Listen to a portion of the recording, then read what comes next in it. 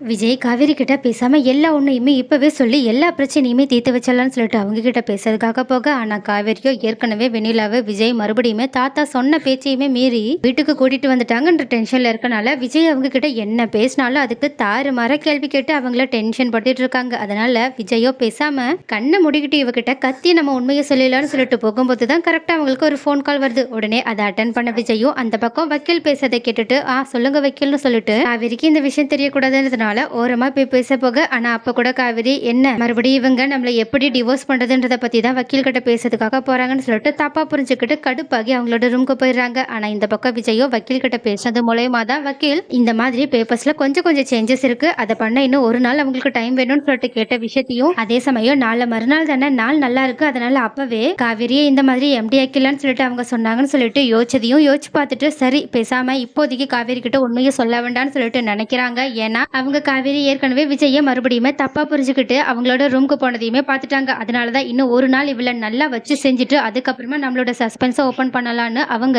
இந்த மாதிரி அன்னைக்கு காவேரி கிட்ட இந்த உண்மையை சொல்லாமலே போயிடுறாங்க. ஆனா காவேரி மறுபடியுமே இந்த விஷயத்தால டென்ஷனோட தான் இருக்காங்க. அது மட்டும் இல்லாம அவங்க பேசாம அவங்களோட அம்மாவை பார்க்க மறுபடியும் போகலான்னு சொல்லிட்டு அடுத்த நாள் அவங்க அம்மாவை பார்க்க அவங்களோட வீட்டுக்கே போயிடுறாங்க. ஆனா இன்னொரு பக்கம் இந்த மாதிரி காவேரி என்னதான் தன்னை புரிஞ்சுக்காம நடந்துக்கிட்டாலும் விஜய் நம்ம அப்படி இருக்க கூடாதுன்னு சொல்லிட்டு நினைச்சு பார்த்துட்டு அவங்கள புரிஞ்சுக்கிட்டு வெண்ணிலாவை நல்லா பாத்துக்கிறதுக்காக ஒரு கேர் டேக்கர் அரேஞ்ச் பண்ணது மட்டும் இல்லாம இதுக்கப்புறமா நம்ம காவேரி முன்னாடி வெண்ணிலா கூட அதிகமா டைம் ஸ்பெண்ட் பண்ணக்கூடாதுன்னு சொல்லிட்டு யோசிச்சுட்டு இருக்காங்க. ஆனா இன்னொரு பக்கம் யமுனா இந்த மாதிரி நிவின் கிட்ட பெர்மிஷன் வாங்குறாங்க. தான் இந்த மாதிரி கோச்சிங் கிளாஸ் போய் சேரலான்னு இருக்கதாகவும் கலெக்டர் ஆகிறதுக்கான தன்னோட முயற்சியை மறுபடியும் ஆரம்பிக்கிறதா இருக்கலாம்னு சொல்லிட்டு பேசிட்டு இருக்கா. ஆனா அப்போ கரெக்டா நிவினோட அம்மா எப்பவும் போலயே யமுனாவை செம்மையா டென்ஷன் படுத்துறதுக்காக அவங்க கிட்ட வந்து ரொம்பவே தாறுமாறா பேசிட்டு இருக்கா. ஆனா யமுனாவோ அவங்கள பத்தி கொஞ்சம் கூட கண்டுக்காம நிவின் கிட்ட தான் பேசிட்டு இருக்காங்க. நிவினோ நீ கலெக்டர் ஆகிறதுல எனக்கு உன்னை விட ரொம்பவே சந்தோஷம் தான் அப்படின்னு சொல்லிட்டு நீ கோச்சிங் கிளாஸ்ல சேர்றதுக்கு எவ்வளவு பணம் கட்டணுமோ அதை நான் கட்டுறேன்னு சொல்ல. ஆனா யமுனாவோ கோச்சிங் கிளாஸ்ல சேர்றதுக்கு பெர்மிஷன் மட்டும் தான் நான் உங்ககிட்ட கேட்கறதுக்காக வந்தேன், அதுல எப்படி சேரணுமோ அது எனக்கு தெரியும்னு அவங்க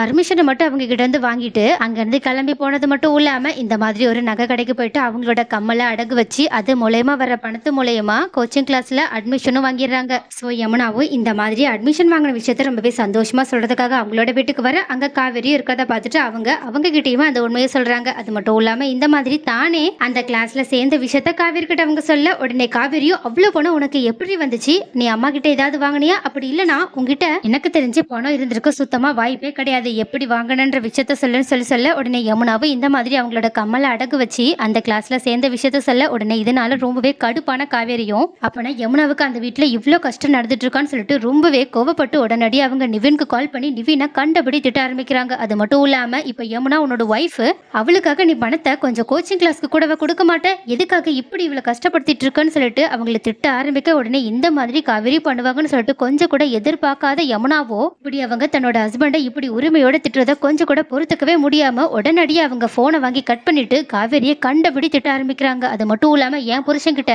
இந்த மாதிரி இவ்வளவு அதிகாரத்தோட பேசுறது எனக்கு சுத்தமா பிடிக்கல, அது மட்டும் இல்லாம அங்க என்ன நடந்துச்சுன்னு உனக்கு தான் சுத்தமா தெரியாதே, அப்புறம் எதுக்காக தேவையில்லாம இந்த பிரச்சனைக்குள்ள தலையிடுற, சொல்ல போனா நிவின் என்னோட கோச்சிங் கிளாஸ்க்கு பணத்தை கட்டுறதா சொல்லி சொன்னான், ஆனா நான் தான் வேண்டான்னு சொல்லிட்டு இந்த மாதிரி நான் ஒரு காரியத்தை பண்ண, சொல்ல போனா இது அவனுக்கு தெரியவே தெரியாதுன்னு சொல்லிட்டு நிவின்க்கு அவங்க ரொம்பவே சப்போர்ட்டிவா பேசுறது மட்டும் இல்லாம காவேரிய ரொம்பவே ஹர்ட் பண்ற மாதிரி பேசுறாங்க. அப்போ இந்த மாதிரி தன்னோட தங்கச்சியே தன்னை இப்படி பேசுறத ரொம்பவே கஷ்டத்தோட காவேரி கேட்டுட்டு இருக்க. ஆனா அப்போ கரெக்டா இந்த மாதிரி காவேரியை பாக்குறதுக்காக அங்க வந்த விஜயும் யமுனா காவேரி கிட்ட வரம்ப மீறி இப்படி பேசிட்டு இருக்கதை பார்த்துட்டு செம்ம டென்ஷன் ஆனது மட்டும் இல்லாம உடனடியே அவங்க யமுனா கிட்ட வந்து யமுனா என்ன பண்ணிட்டு இருக்கன்னு உனக்கு புரியுதா, நீ நிவினை பத்தி கவலைப்பட்டியே தவிர காவேரியை பத்தி கவலைப்பட்டியா, காவேரி ஊமால இருக்க அக்கறையால தானே நிவின் கிட்ட இப்படி பேசினா, அது மட்டும் இல்லாம நிவினும் காவேரியும் இப்போ ஒரு நல்ல ஃப்ரெண்ட்ஸா இருக்காங்கன்றத மறந்துடாத, அவ ஒன்னும் தேவையில்லாம உன்னோட வாழ்க்கைக்குள்ள தலையணும்னு நினைக்கல, அவ உன்னோட வாழ்க்கை நல்லா இருக்கணும்ன்றதுக்காக தான் இது எல்லாத்தையுமே பண்ணிட்டு இருக்கான்றது உனக்கு எப்பதான் புரிய போகுதுன்னு தெரியல, அது மட்டும் இல்லாம இதுக்கு மேல என் பொண்டாட்டிய இந்த மாதிரி நீ வார்த்தைகளால கஷ்டப்படுத்திட்டு இருக்கதை பார்த்துட்டு என்னால சும்மா இருக்க முடியாது, இதுக்கு மேல நீ இந்த மாதிரி பண்றதுக்கு முன்னாடி காவேரிக்காக நான் இருக்கன்றத கொஞ்சம் யோசிச்சு பாருன்னு சொல்லிட்டு, காவேரி நீ எதுக்காக இங்க இருக்க, வா